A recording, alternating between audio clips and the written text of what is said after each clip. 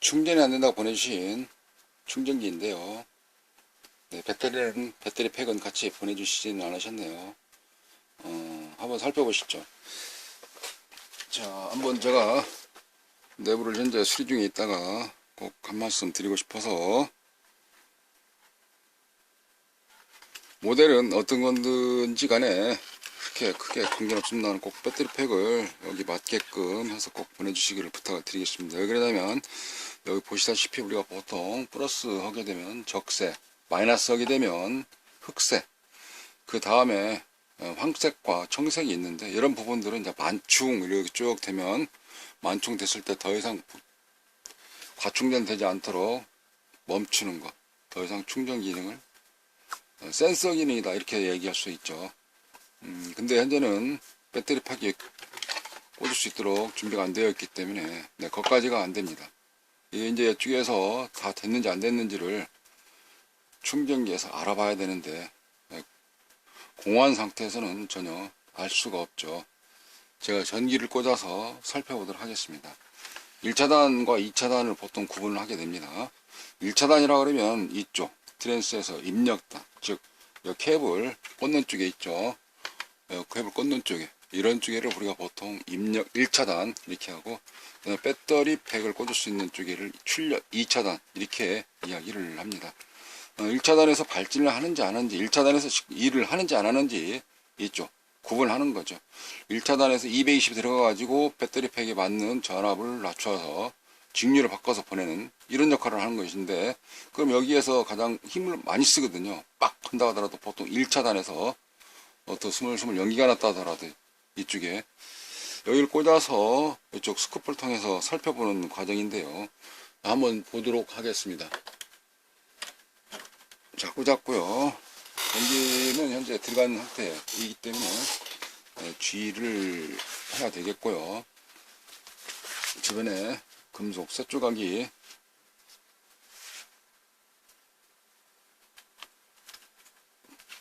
수리하다가 손상을 입힐 수도 있고 전기 감전할 수 있기 때문에 이렇게 안전하게 할 수 있도록 하겠습니다. 자, 그러면 제가 이쪽에서 일을 하는지 안 하는지를 스코프를 통하여 살펴보도록 합니다. 발진이라 그래서 이쪽 트랜스, 예전에 배터리 가지고 고기 잡으러 간다 하듯이 이쪽 바이브레이션 트랜스에서 일을 하는지 안 하는지를 현재 살펴보는 과정입니다. 일을 하지 않습니까?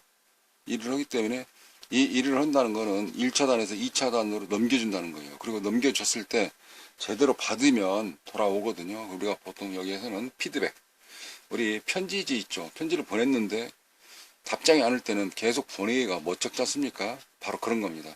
전자적으로 2차에서 일을 계속 하고 있는지 안 하는지를 살펴보는 과정에서 돌아오면 그걸 가지고 일을 더 해서 보내야 될지 아니면 좀 천천히 해야 될지, 그런 과정들을 1차단과 2차단 전부 다 조화롭게 이게 이루어져 있습니다.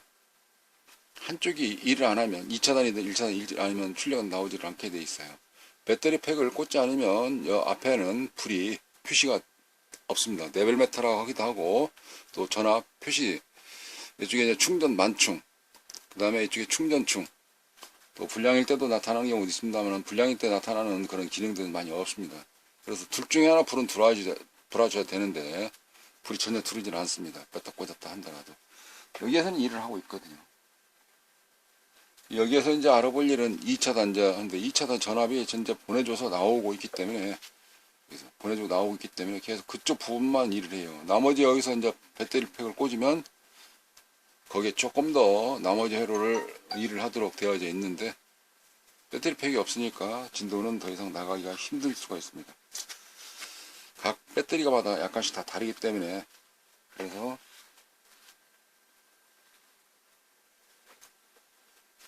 배터리 팩을 항상 같이 보내주시기를 꼭 부탁을 좀 드리겠습니다.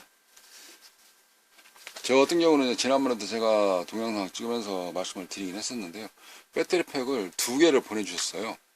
2개를 보내주셨는데, 둘 중에 하나는 되겠지. 저도 그렇고 고객님도 그렇게 생각을 했는데, 2개 다 전압이 뚝 떨어진 배터리가 0V 나오는 거예요. 0.01, 0.36? 이렇게 뚝 떨어진 거예요.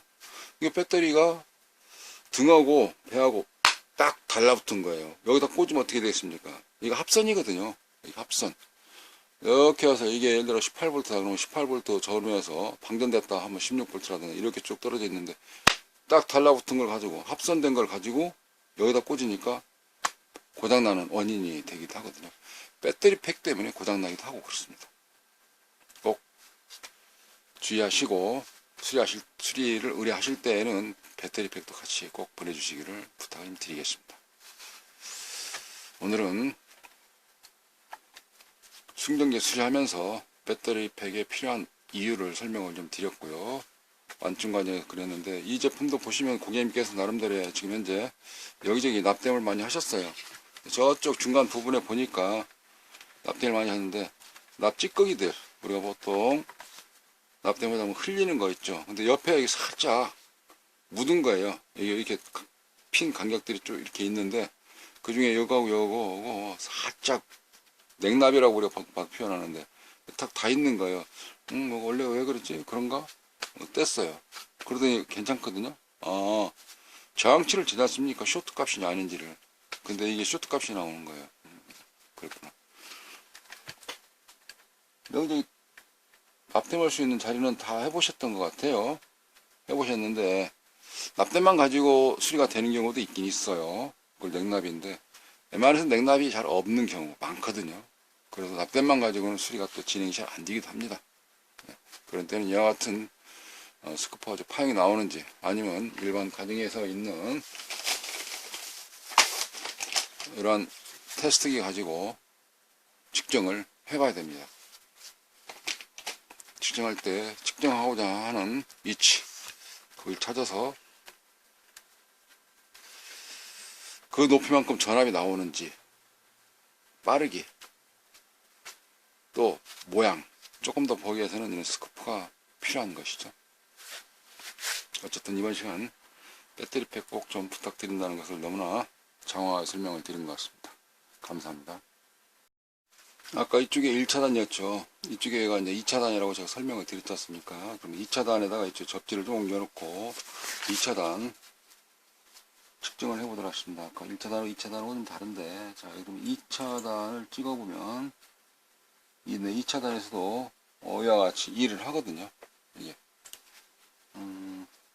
이런데 찍어보면, 전압 높이만큼은 좀 올려놓고,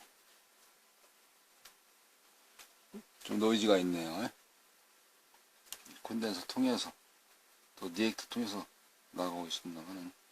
네, 이와 같이 현재 2차단에서 일을 하고 있다는 거예요. 그러니까 배터리 팩이 꼭 필요하다는 이유를 보충 설명을 하면서 마감하겠습니다.